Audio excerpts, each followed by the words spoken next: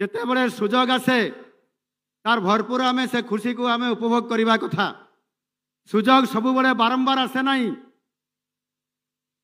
आते बड़े आसब निजर सांग साथी भाई बंधु कुटुंब समस्त को लेकिन आसे। आज मत बहुत समय मन पड़ुछि ए झुंपुरा बजार ये बजार होउची मोर बजार थिला आज भी अच्छी। मु छोट जते बड़े थिली माँ सहित पाखापाखि तृतीय चतुर्थ पंचम श्रेणी पढ़िवा समय दशम श्रेणी पर्यंत मुझे झुंपुरा बाजार को प्रति बुधवार मुझे हाट को माँ को सांगे आसे हाट करने से दिन मोर स्कूल बंद रुहे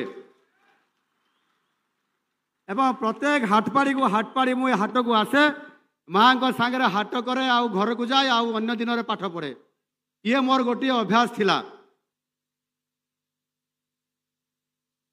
समय क्रमे जिते बड़े मु सुजोग आसला मत यही हाईस्कल रे पाठ पढ़ापी मु झुंपुरा हाईस्कल पाठ पढ़ी आउ से मु बहुत गर्व करे जे मु झुंपुरा हाईस्कल पाठ पढ़ी बोली।